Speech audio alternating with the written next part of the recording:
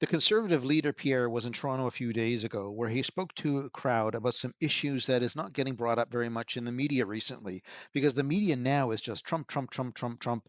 And look at my resume. I'm Mark Carney. Look at me. So, what he brought up is that how he will not be bossed around from Trump, that he's going to take charge and he's going to work with the tariffs and make Canada stronger so we have some credentials and some beef when we talk to the American counterparts, worry about pipelines, to have our diversification of our energy sources and not rely solely on America. And I'm not sure if the liberals just thought that Joe Biden and the Democrats would be there for the next 1,000 years or something, because it just doesn't seem like the liberal government cared about anything about to do with Canada, for example, interprovincial trade. And the other issue is going to talk about the non-Trump issues. Remember before Justin Trudeau wanted to have the Liberal leadership race and everyone didn't like him and what he did to Canada? Those issues, the safety, the immigration, the housing, everything that in Canada was not working correctly. So that's the two issues that he brought up. On these issues, this is what he had to say. To protect our economy and break our dependence. We need a serious nation-building plan to Trump-proof our economy. Mine will put Canada first. It is a plan for Canada that is richer and stronger than the one the Liberals left us. A plan to protect Canada from whatever choices, wrong choices, the President might make. So my message to President Trump is this: if you keep attacking our economy, over the next 4 years, under my Conservative government, Canada will become completely rebuilt as an economy that no longer is reliant on the Americans for everything. You will have lost your greatest trading partner and best friend. We will be a confident and strong country capable of standing on its own 2 feet, standing up to anybody that gets in our way, and moving forward to give our people back the Canadian promise.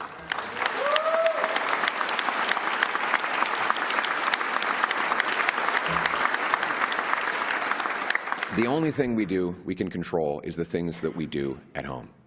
And the best way is to unleash our industry, cut taxes on our workers, bring zero capital gains taxes for our Canadian reinvestment, build more pipelines, LNG plants, power plants, data centers. That is the only way to actually stand up to the U.S. President.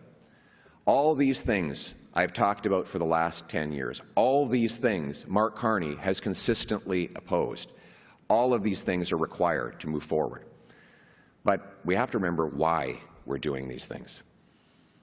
The point of these trade and resource and tax policies is not to win a debate in a faculty club or an economic seminar.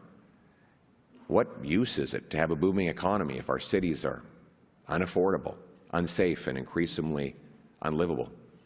Some Liberal supporters and lobbyists have asked why I keep talking about the cost of living, housing, crime, and about the Liberal drug crisis instead of focusing exclusively on Donald Trump. My answer is this: the threat of the President's actions against Canada are serious, and I've proposed serious answers to those threats.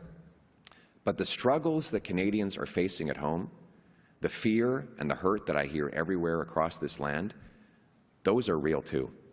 And I will not stop talking about these problems which predate Donald Trump and which will outlast Donald Trump if we do not act to fix them.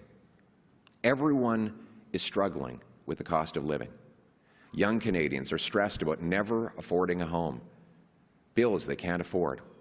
Their parents worry that they might overdose, their children might overdose on fentanyl. And even those who are not afflicted with that scourge wonder how they'll ever move out of their parents' basement and have kids. Millions of Canadians have been living for years in what I call lives of quiet desperation. Their stories rarely make the evening news. So yes, I will be out there every day outlining my plan to protect Canada against American tariffs.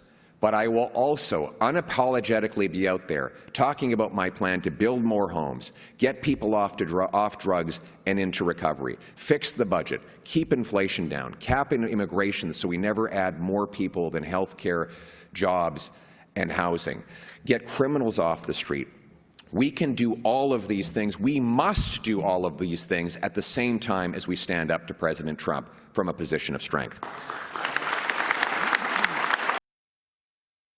Have we all forgotten the last 10 years of the Liberal government, the gaslighting, the lying, the corruption, the failed policies? Have we all forgot that because of the last 4 months of Donald Trump?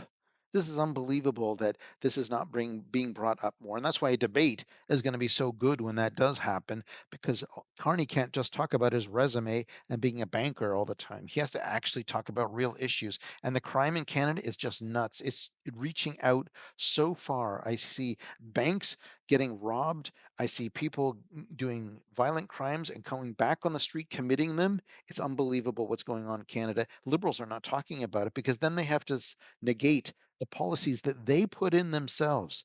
Let's continue with Pierre. Because that's what a prime minister does. Now, what the Liberals would like you to do is forget about all the damage they did over the last 10 years. They want you to forget the lost Liberal decade. They want you to forget that it's exactly the same Liberal ministers, same Liberal MPs, same Liberal strategists making the same broken Liberal promises. We cannot afford a fourth Liberal term. We need a change to put Canada first. We will get that change. We will be a strong, self-reliant nation that takes care of its own and bows down before no country.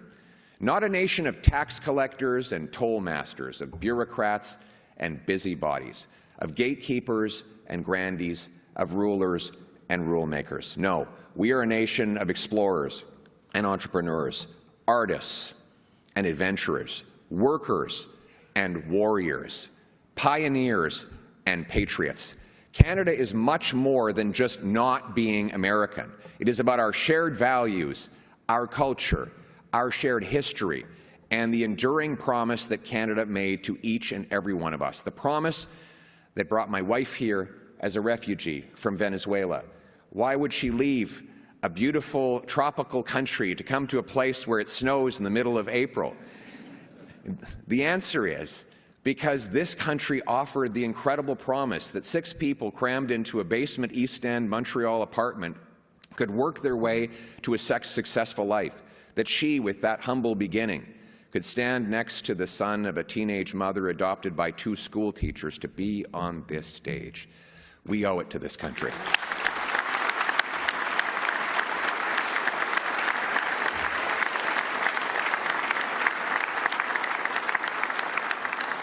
My family owes this country everything we have, and therefore we have a duty to protect the same promise for those who will come after us.